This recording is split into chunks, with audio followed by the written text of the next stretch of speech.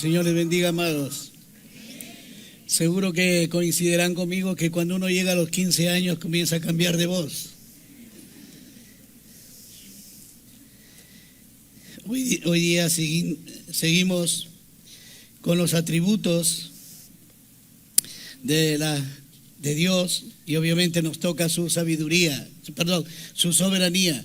Dios es sabio, Dios es eterno, Dios es justo, Dios es soberano, Dios es supremo, Dios es fiel, ¿no es cierto? Es justo, etcétera.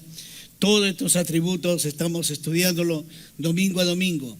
Y hoy día nos toca la soberanía de Dios. Ahora, la soberanía de Dios es uno de los temas más complicados y difíciles de poder predicar. ¿Por qué?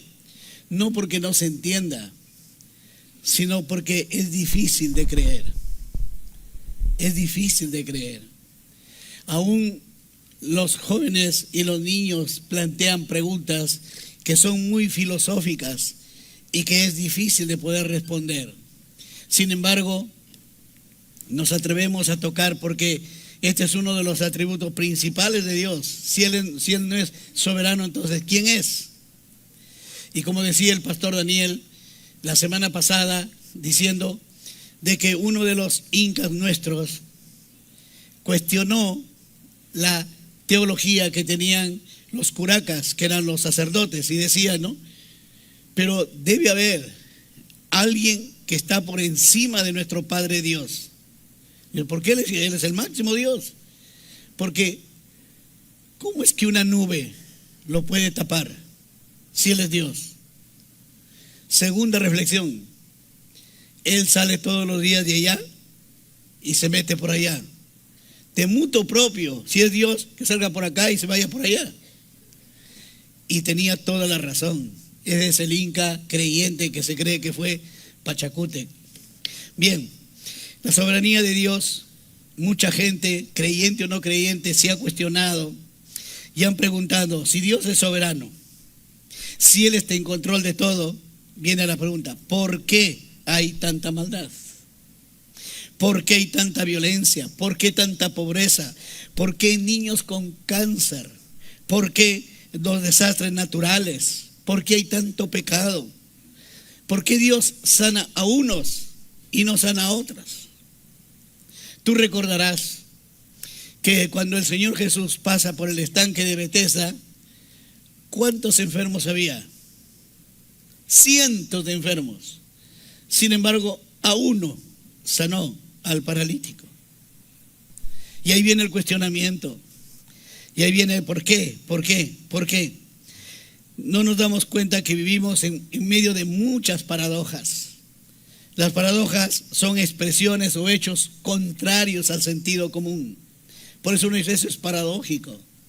Porque cuando Dios quiere obrar, obra sin tener que pedirle permiso a nadie, absolutamente a nadie. Hay muchos que creen que Dios está al control de todo, siempre y cuando todos los resultados estén a su favor. Lo que le pido, me da.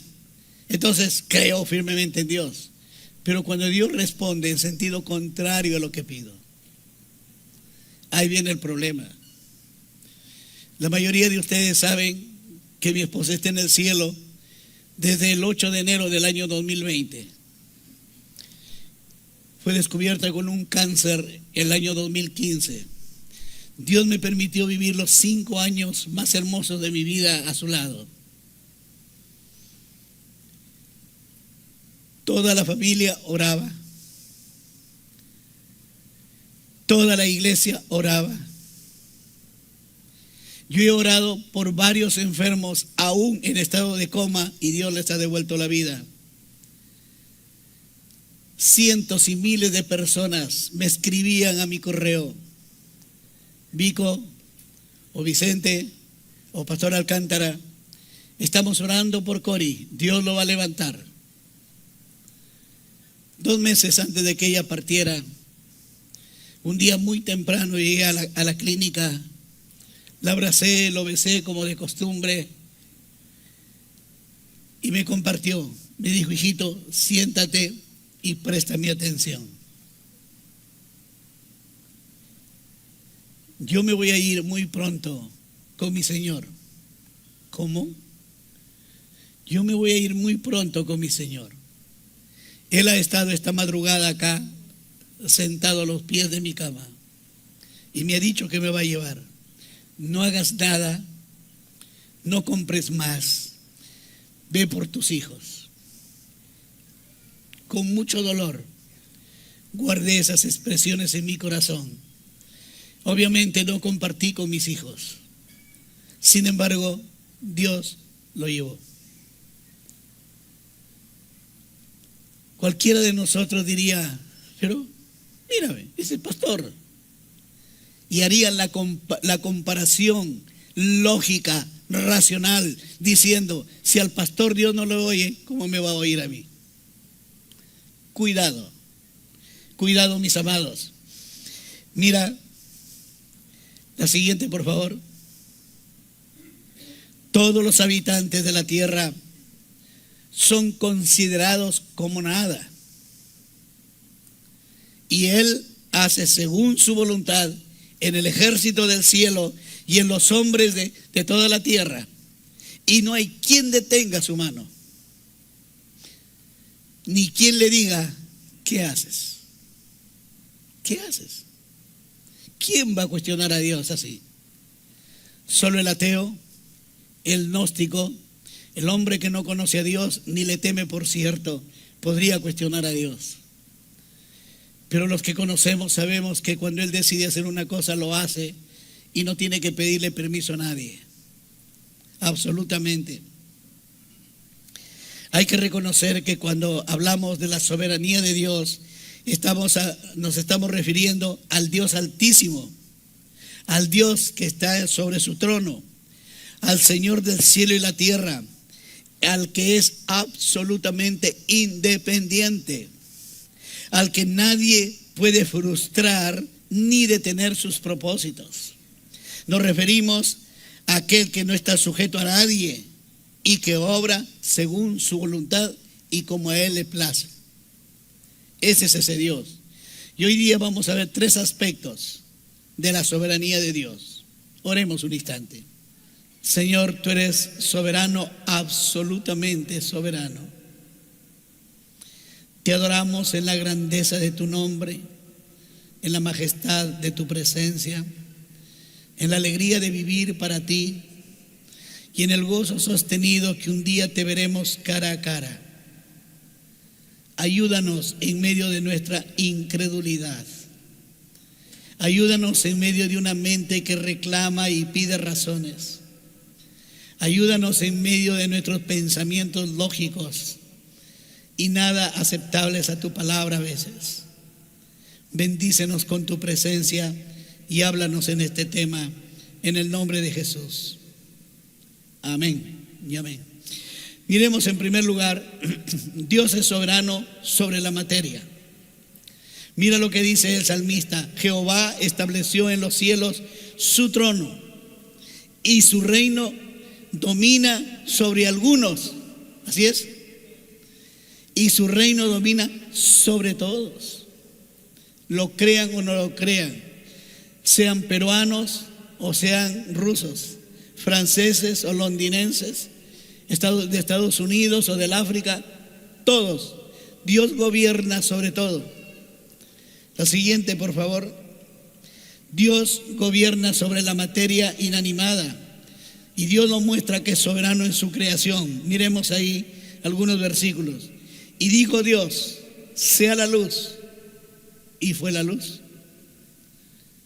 Produzca la tierra hierba verde, hierba que dé semilla, árbol de fruto que dé fruto según su género, que su semilla esté en él sobre la tierra. Y fue así. Y fue así.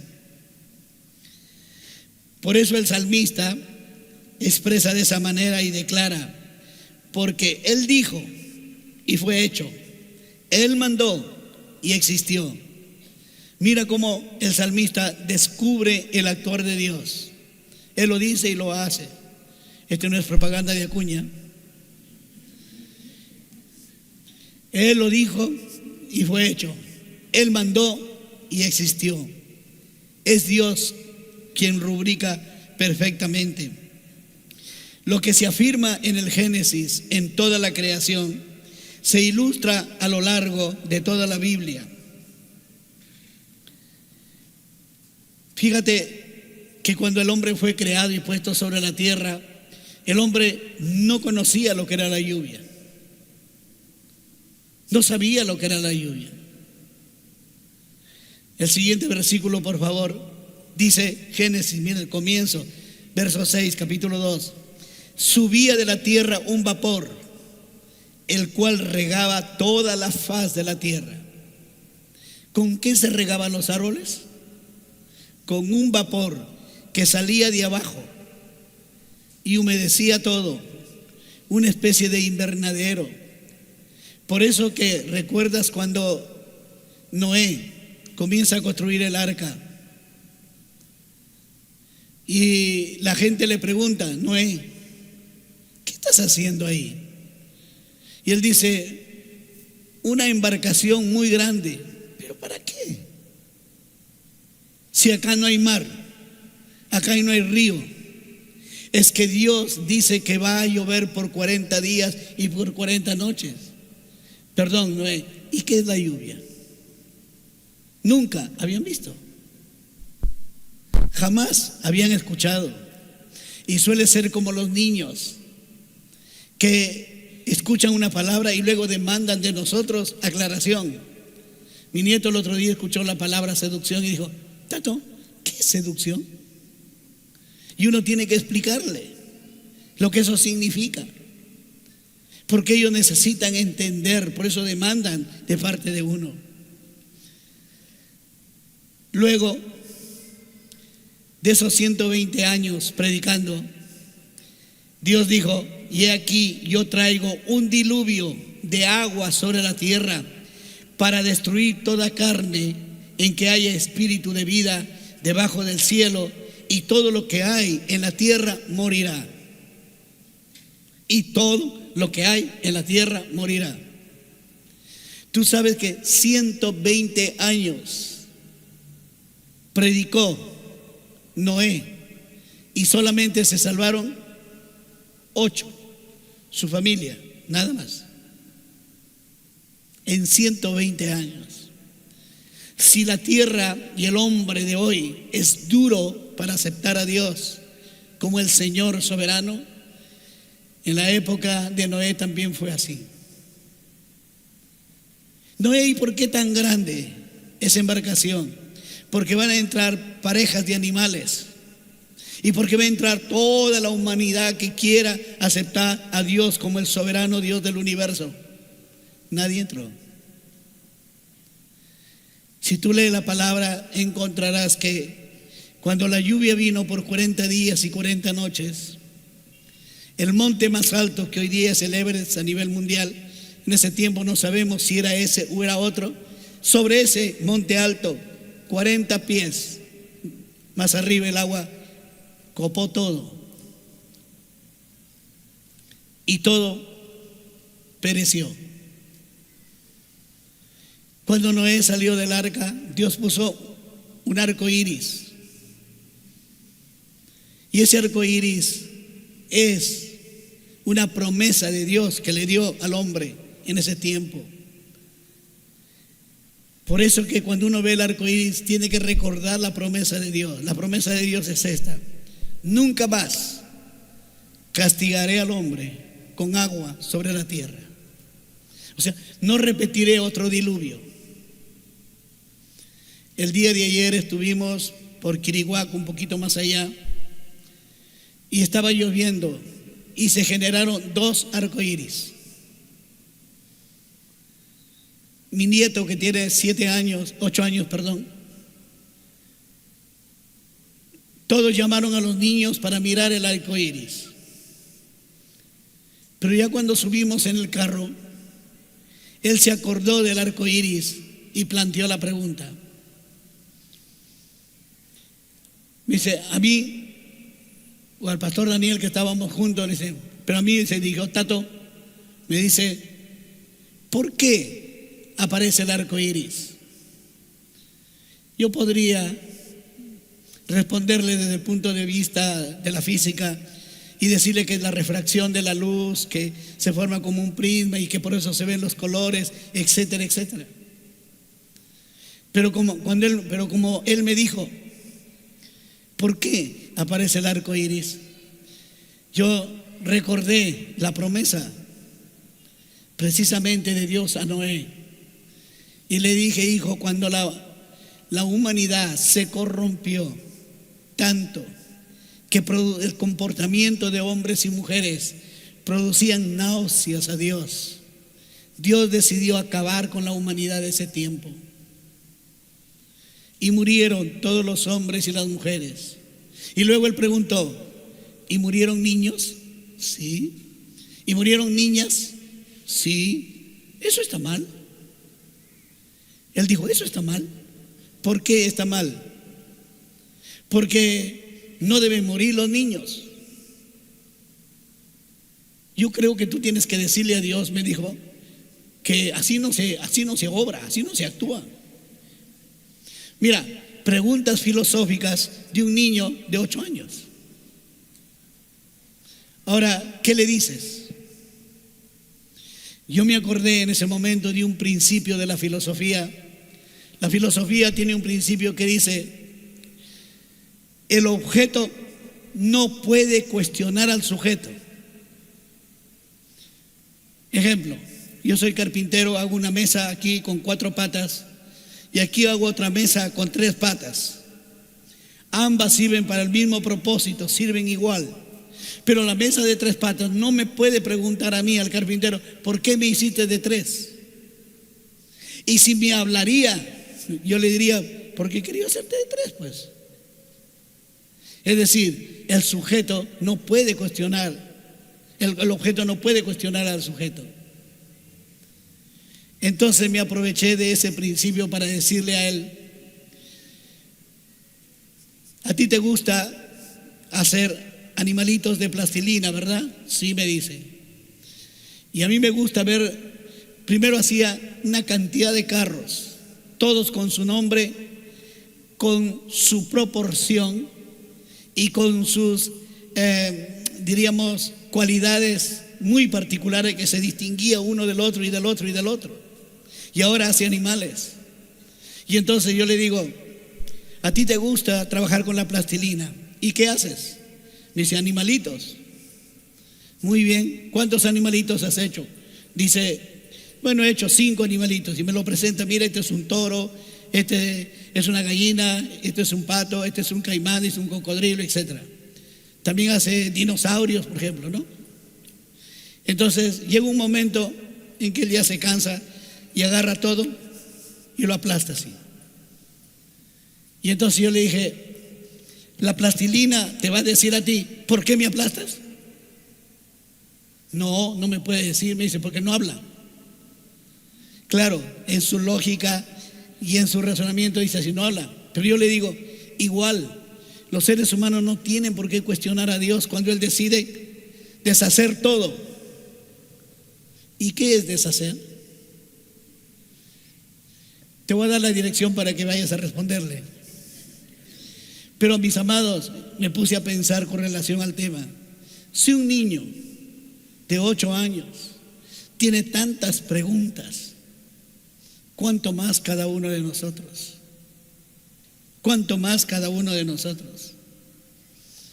Por eso yo le dije: hay que ser obediente. Y él de ahí habló del tema de la muerte y él que no le gustaría morir.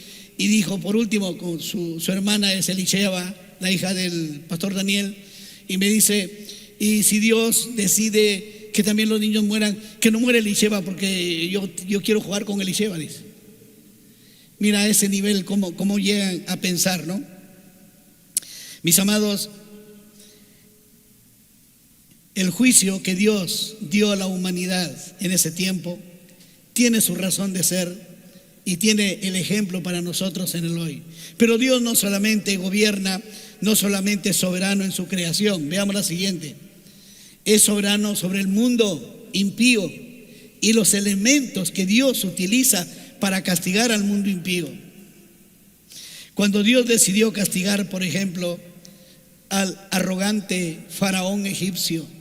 Tú recordarás de esa película de Moisés, cuando Moisés viene a hablarle al faraón y Dios le dice a Moisés: tira tu vara, y tira la vara y se convierte en una serpiente. El faraón dijo: eso no es nada. Llamó a dos y dos tiraron sus varas y se convirtieron en dos serpientes de color negro.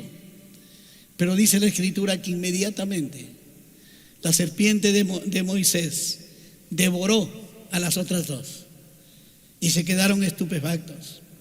Sin embargo, mis amados, cuando Dios decide castigar al arrogante faraón, como dije, la luz Dios lo convirtió en tinieblas, los ríos se convirtieron en sangre, cayó fuego y granizo del cielo.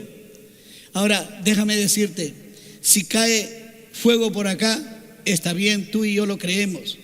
Granizo por acá, tú y yo lo creemos. Pero fuego mezclado con granizo, ¿tú has visto alguna vez? Yo nunca he visto. Cayó fuego y granizo mezclado.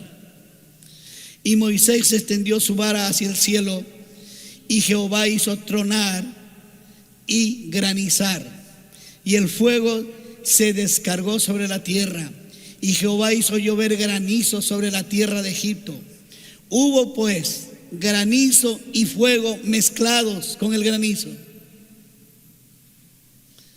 Mira la particularidad de esta parte, tan grande, el cual nunca hubo en la tierra de Egipto desde que fue habitada.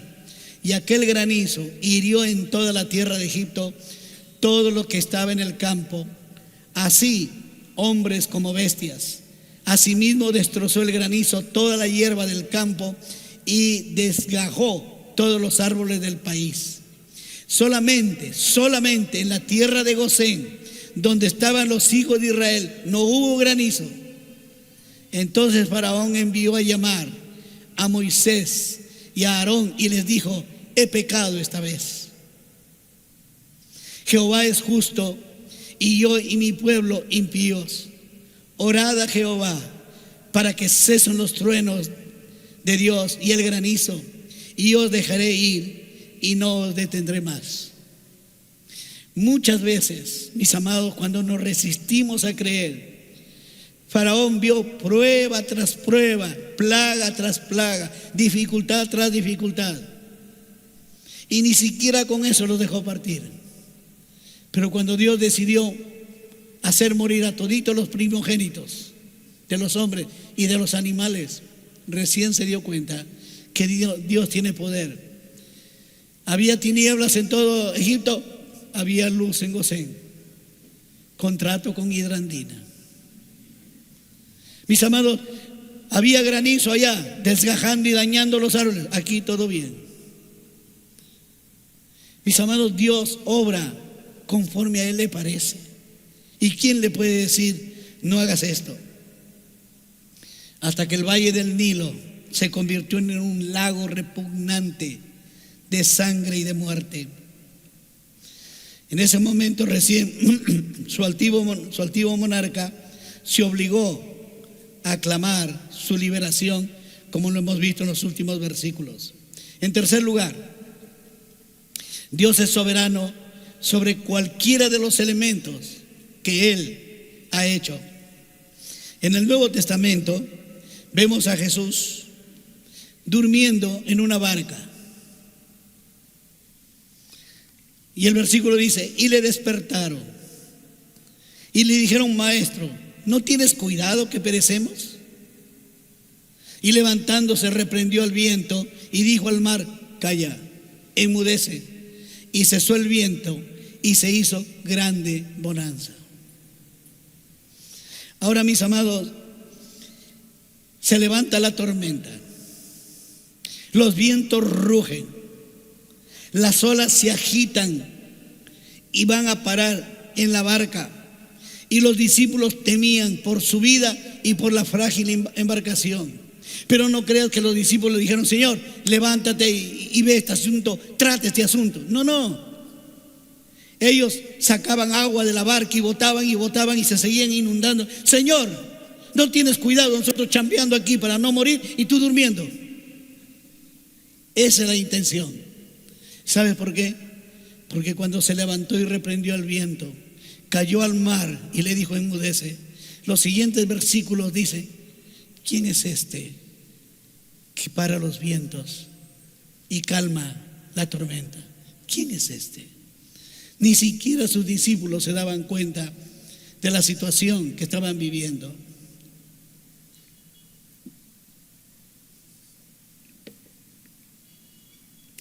Mis amados, esto nos enseña que Dios gobierna en la tierra y en el aire, en el fuego y en el agua, en el granizo y en la nieve, en medio de tiempos tempestuosos y mares embravecidos.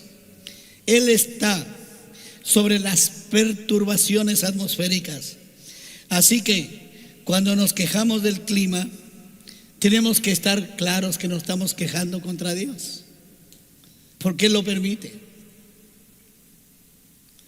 Durante la pandemia murieron gente común y corriente, murieron médicos, murieron personas de renombre.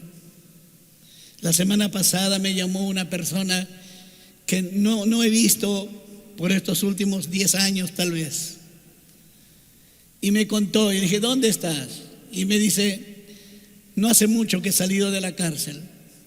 ¿Y desde cuándo has estado en la cárcel? Me dice: 1 año antes que empiece la pandemia. Y le digo: ¿y cómo lo viviste la pandemia en la cárcel? Me dijo: yo no me vacuné. Mis compañeros presos estornudaban, tosían en mi cara, murieron muchos de ellos. Ayudé a sacar el muerto, pero a mí no me pasó nada. ¿Cómo entiendes eso? ¿Habrá algún médico que pueda definirnos esto? Y podría dar el nombre y la dirección de la persona para que compruebe lo que me ha dicho. No se vacunó, no usó mascarilla, para nada. Así es el Señor, mis amados. Dios nos enseña que Él es soberano en todo lo que hace. Miremos la segunda parte de ese tema. Dios gobierna sobre los seres humanos, porque Jehová de los ejércitos lo ha determinado. ¿Y quién lo impedirá? Y su mano extendida, ¿quién la hará retroceder?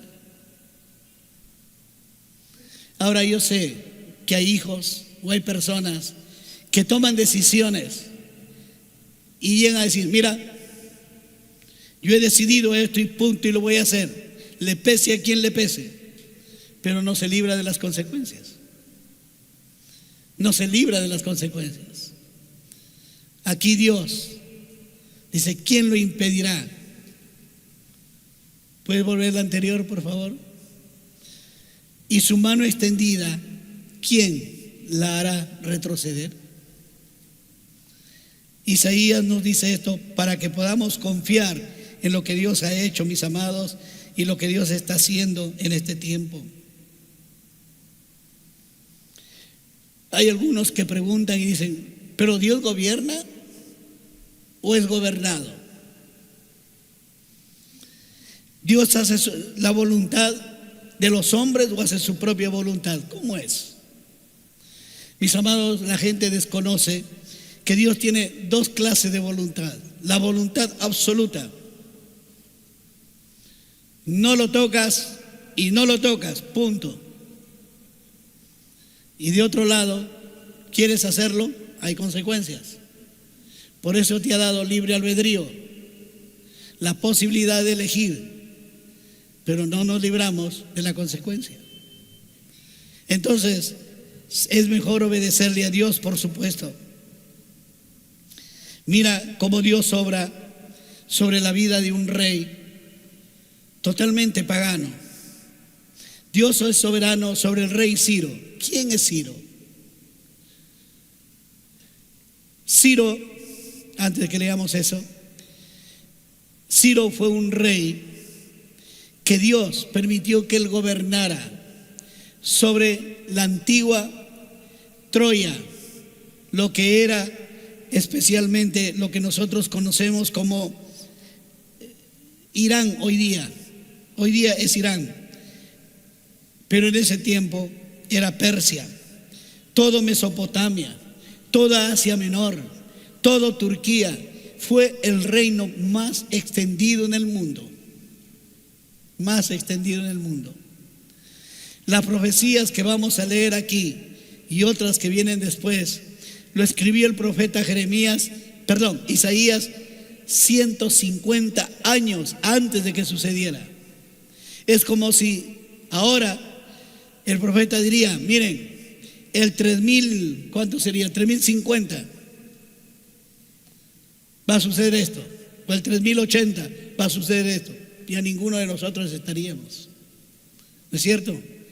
Todos estaríamos ya peinando calaveras, ¿cierto? Todos estaríamos muertos, absolutamente.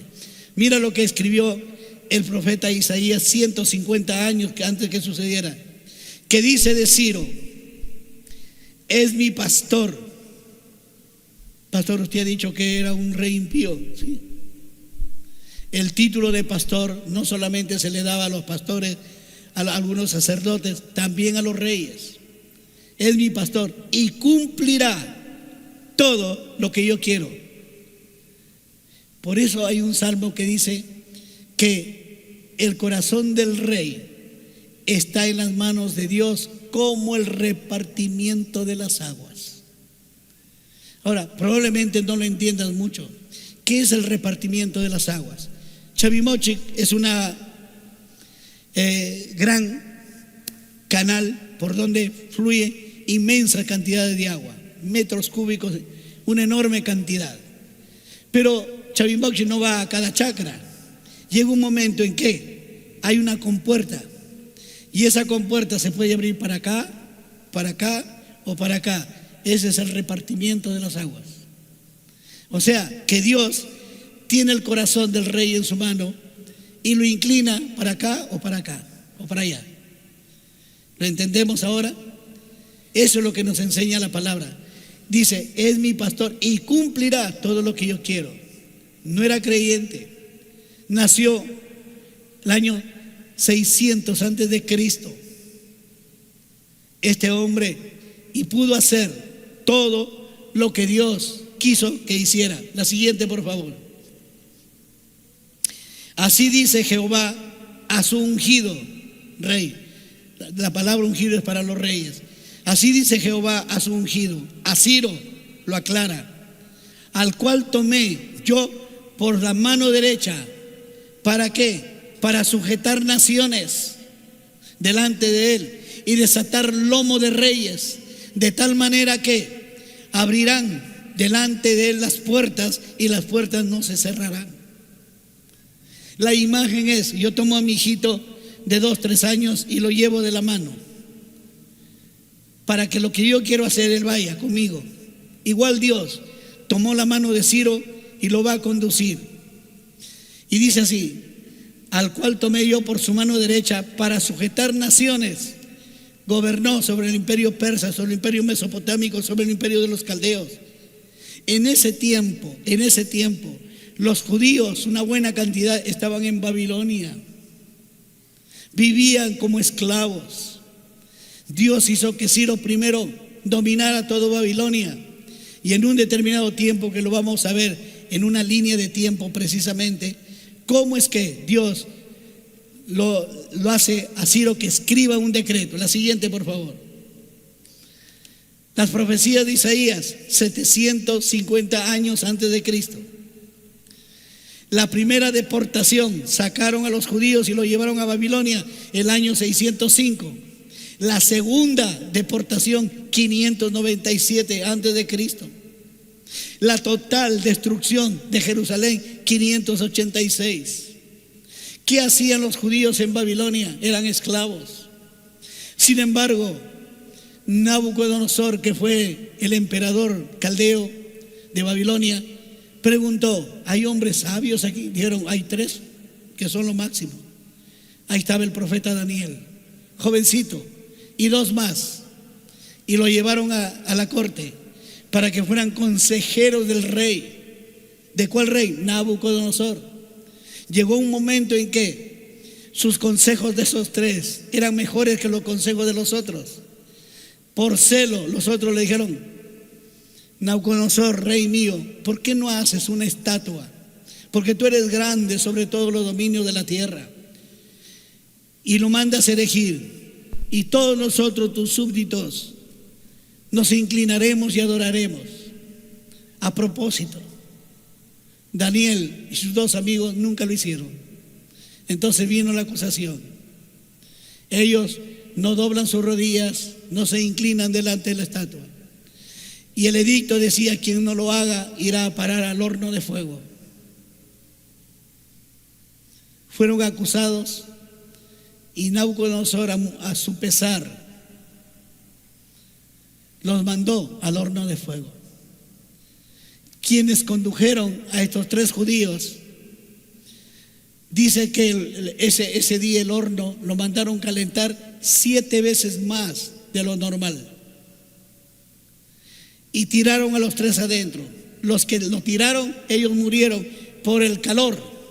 Murieron por el calor. Y los tres adentro estaban andando. Y alguien dijo: pero no hay 3, hay 4. Ahí estaba el Señor Jesucristo, el dueño del universo, el Señor que hizo el granizo y también hizo el fuego. Ahí estaba con ellos. Nabucodonosor no pudo dormir ese día, se fue al otro día para ver los cuerpos calcinados. Y los otros los saludó: hola, rey. Ese día reconoció que no hay otro Dios sino el Dios de los judíos, que es el Dios soberano sobre toda la tierra. Fíjate, en ese tiempo también existía el profeta Jeremías. Jeremías escribió una profecía que los judíos estarían cautivos en Babilonia 70 años. 70 años. Puse una línea así para poder enmarcar. De 535 a 605, ¿cuántos años hay? ¿Qué pasa? ¿Todos han estudiado en la Vallejo? Vamos a hacer así nomás. De 535 a 600, ¿cuánto hay? 65. Y de 600 a 605, 5 más, 70 años. Se estaba cumpliendo la profecía de otro profeta, que es Jeremías. Dios lo llamó a eso a Ciro. Y mira, después que dice ahí 535, decreto de Ciro, fin del cautiverio, 70 años después, liberación de los judíos. 2 años más tarde, muere. Cumple los propósitos de Dios. Por eso, mis amados, que dice lo siguiente, por favor: acordaos de las cosas pasadas, desde los tiempos antiguos, porque yo soy Dios y no hay otro Dios, y nada hay semejante a mí, que anuncio lo porvenir desde el principio. Desde el inicio de los tiempos, Dios ha dicho cómo van a ser las cosas. Ahí está la palabra. Que anuncio lo porvenir desde el principio y desde la antigüedad, lo que aún no era hecho. Que digo, mi consejo permanecerá y haré todo lo que quiero. Muchas gracias.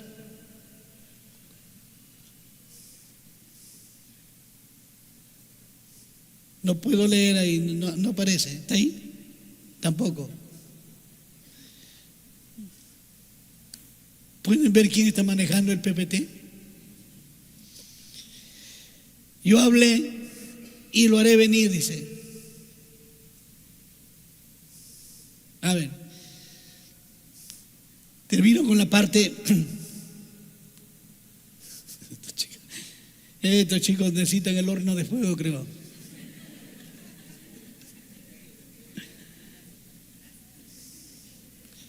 Pero Dios dice que hay que bendecir. Gracias. Eso es lo que yo leo acá. Bueno, gracias. Mi consejo, pero se fue. Mi consejo permanecerá y haré todo lo que quiero. que llamo desde el oriente alabe. Ahí está hablando en términos que son analógicos, figurativos. ¿A quién se refiere? ¿A quién se refiere? Llamo del oriente alabe, a los caldeos, cuya imagen es un ave de rapiña, su escudo. Eso lo han hecho no a propósito, sino mira cómo se cumple la palabra de Dios. Y no solamente dice eso, llamo al ave y de tierra lejana al varón de mi consejo. ¿Quién era el varón de su consejo? El rey Ciro. Yo hablé y lo haré venir, lo he pensado y también lo haré. Todo eso, 150 años de que se cumpliese. Por eso, mis amados, cuando algo sucede, la primera cosa que debemos de mirar es la historia pasada, mirar las profecías cumplidas, las liberaciones milagrosas que Dios ha hecho y las bendiciones providenciales que ha generado su mano.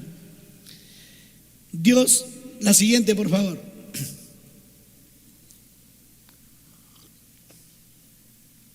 Fíjate, Dios es soberano sobre los asesinos de Jesús. ¿Quiénes participaron en el asesinato de Jesús? Herodes, Poncio Pilato, los gentiles, el Sanedrín y el pueblo de Israel. La escritura de Hechos 4, 27, 28 lo escribe un médico, Lucas, el mismo que escribió el Evangelio de Lucas y escribió el libro de los Hechos. Porque verdaderamente se unieron en esta ciudad, ¿cuál? Jerusalén, contra tu santo Hijo Jesús, a quien ungiste, Herodes y Poncio Pilato, con los gentiles y el pueblo de Israel. ¿Para qué? Para hacer cuanto tu mano y tu consejo habían antes determinado que sucediera. ¿Quién planificó la muerte de Jesús? ¿Quién? Dios. Dios, mis amados. Jesús vino, ¿acaso lo que Isaías capítulo 6 dice? Él escuchó una conversación en la eternidad que decía así: ¿a quién enviaré? ¿Y quién irá por nosotros? Está hablando la Trinidad y el Señor Jesús dijo: yo voy, Padre. Lo planificó desde la eternidad. Por eso se cumple. El verso 28 nos enseña, mis amados, que en el Nuevo Testamento el cumplimiento de la palabra de Dios se da, no importa si Dios tiene que usar a sus enemigos.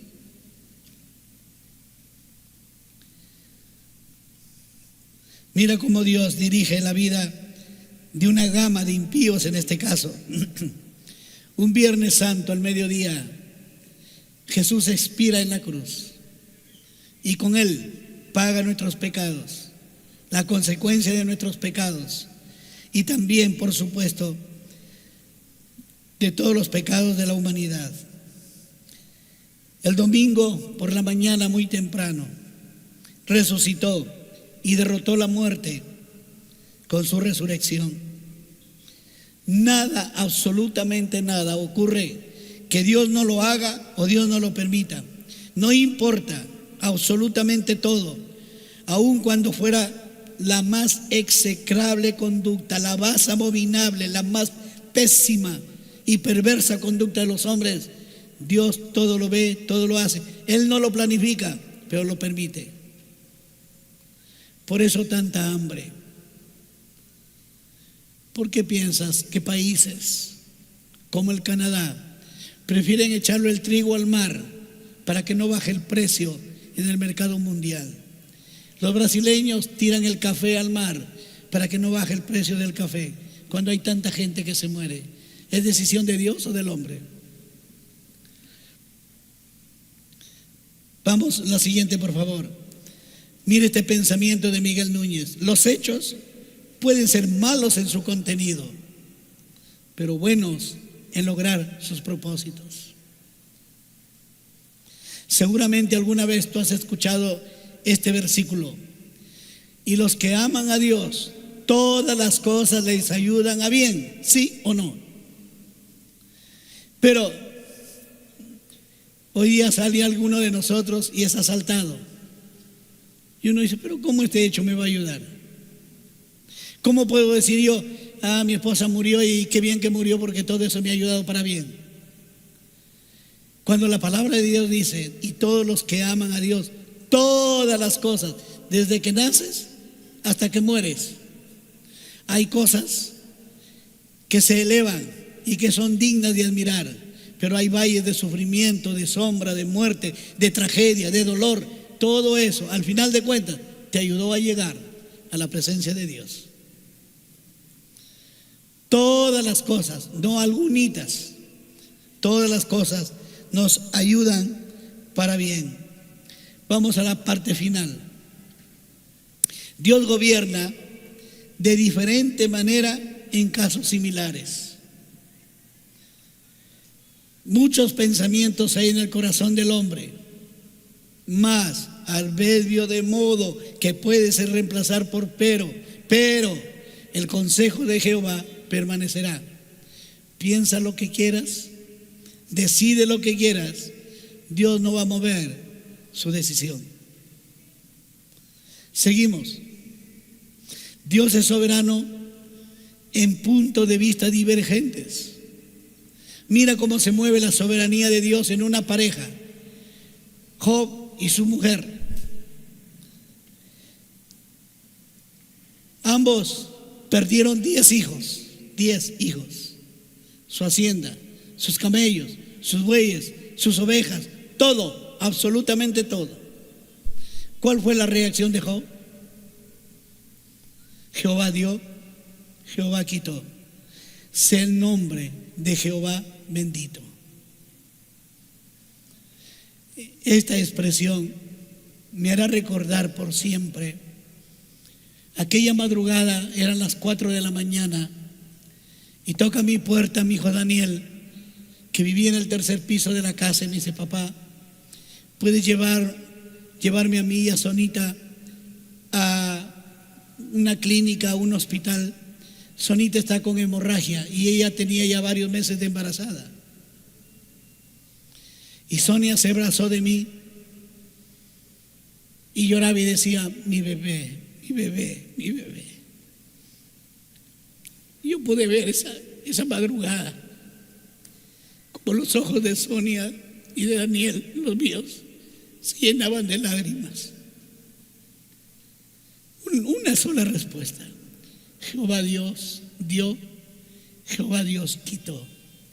Sea su nombre bendito. Elisheba es la segunda niña de mis hijos, Sonia y Daniel. La mayorcita fue una mujercita también. Pero ¿cuál fue la reacción de la mujer? Oye, Job, maldice a Dios y muérete. Eso, ¿sabes qué es, mi amado? Precisamente el pragmatismo de la vida, el pragmatismo de la cultura. Le voy a pedir a cuánta gente no viene a la iglesia por un favor de Dios. No tiene trabajo o está enfermo, enferma. Ay, voy a buscar a Dios. Y le pide a Dios: esa semana no hay trabajo o sigue la enfermedad, entonces voy a otra iglesia. Así somos, así somos. Dios toma decisiones no por las presiones que tú ejerzas, ni por las lamentaciones que tenga. Dios es bueno y bueno en gran manera. Pero la mujer, ¿cómo actuó? Frente a un mismo caso: el Señor me ha dado, dijo Job, el Señor me lo ha pedido, su nombre sea bendito. La mujer: maldice a Dios y muérete. ¿Cuál fue la respuesta de Job? Como suele hablar cualquiera de las mujeres fatuas, has hablado. ¿Qué cosa? ¿Recibiremos de Dios solamente el bien y el mal no lo recibiremos? En todo esto no pecó Job con sus labios. No pecó Job con sus labios. Dios, mis amados, guió a este hombre.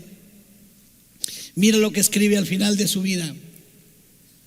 Al final de su vida, cuando Dios le repuso todo, y fue más acaudalado que al principio.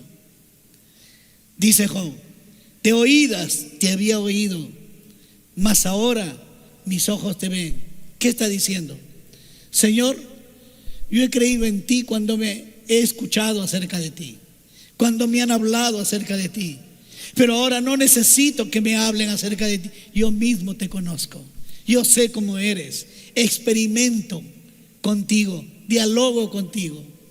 Y ese es el anhelo del corazón de Dios, que en su soberana voluntad nosotros podamos alternar diálogo con Dios. Vamos a la parte final. Para que se sepa desde el nacimiento del sol y hasta donde se pone, que no hay más que yo, y yo Jehová, ninguno más que yo, que formo la luz. Presta atención a estas palabras: que formo la luz y creo las tinieblas, que hago la paz y creo la adversidad. Yo Jehová soy el que hago todo esto. Yo Jehová soy el que hago todo esto. Dios es soberano, pero déjame terminar primero todavía. Antes, gracias. Dios, mis amados, es soberano en situaciones que tú ni siquiera te lo imaginas. Por ejemplo, Abraham y Abimelec.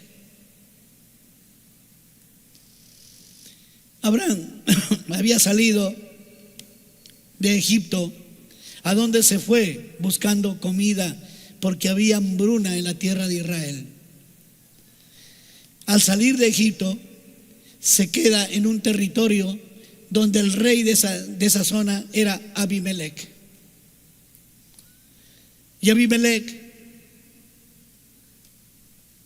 fue el rey que, mirando a Sara, pero antes Abraham le dijo: me doy cuenta que tú eres una mujer bonita y que probablemente este rey me matará para tomarte como su mujer, así que voy a decir que eres mi hermana. Y él también, ¿no? Se pusieron de acuerdo. Mentir. Y Dios interviene en eso. Y mira lo que dice: pero Dios vino a Abimelec en sueños de noche y le dijo: he aquí, muerto eres. Hoy acabas, hoy terminas, a causa de la mujer que has tomado, la cual es casada con marido. Mas Abimelec no se había llegado a ella, no había tenido relaciones. Gracias a Dios. ¿Por qué? Porque cuando él la mandó llamar a Sara, lo metió a su harén, y una doncella pasaba un año de preparación, no solamente en cuerpo, sino en costumbres, para agradar al rey. Entonces en esos días estaría en ese proceso, y Abimelec no se había llegado a ella, dice, y dijo: Señor, ¿matarás también al inocente? No me dijo él: mi hermana es. Y ella también dijo: es mi hermano. Con sencillez de mi corazón y con limpieza de mis manos he hecho esto. Y le dijo Dios en sus sueños: yo también sé que con integridad de tu corazón has hecho esto. Ojo, Dios mira la intimidad de nosotros. Lo que pasa en casa, lo que pasa en nuestra alcoba, lo que pasa en un hotel cuando estamos, lo que pasa en el viaje, en lo que sea. Dios ve el corazón. Y dice: y así no te permití que lo tocases. Voluntad absoluta de Dios. No lo toca, Sara, y no lo toca. Punto. Se acabó. Dios no tiene que dar explicaciones. No te permití que la tocases. Ahora pues, verso 7. Devuelve la mujer a su marido, porque es profeta, y orará por ti y vivirás. Y si no la devolvieres, sabe bien, de cierto, que morirás tú y todos los tuyos. Escoge a Abimelec.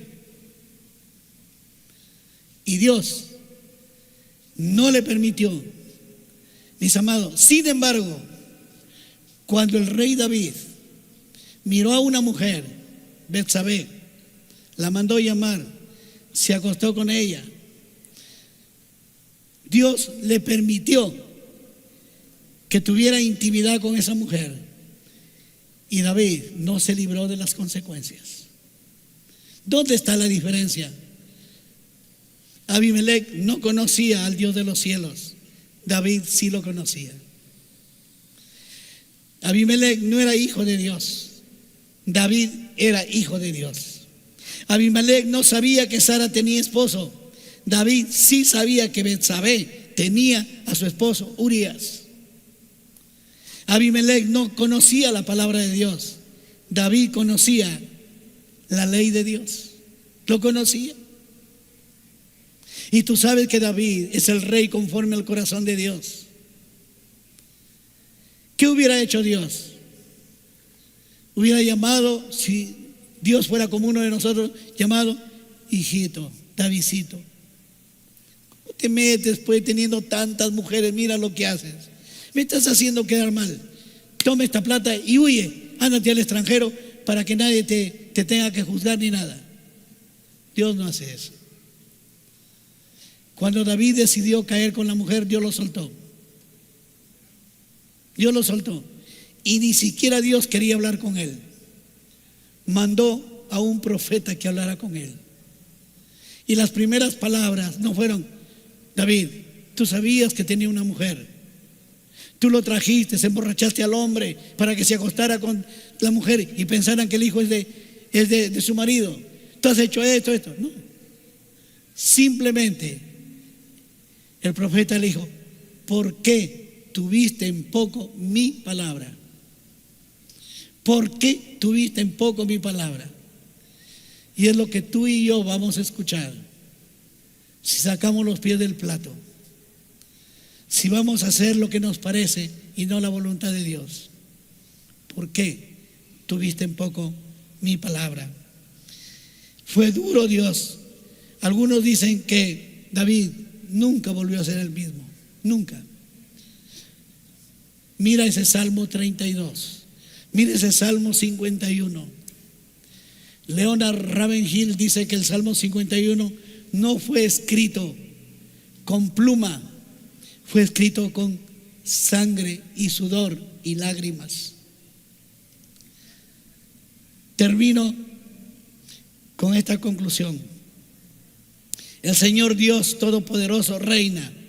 Su gobierno se ejerce sobre la materia inanimada, sobre las bestias brutas, sobre los hijos de los hombres, sobre los ángeles buenos y malos y sobre el mismo Satanás. Cuidado con pensar que Satanás aquí y el Señor aquí y los dos, pero el Señor lo gana. No, eso es lo que hacen los niños. Satanás, para tentar a Job, tuvo que pedirle permiso a Dios. Satanás, para zarandear a Pedro, tuvo que pedirle permiso a Jesús. Y Jesús le dijo: yo he orado para que tu fe no falle. Voluntad absoluta, voluntad permisiva.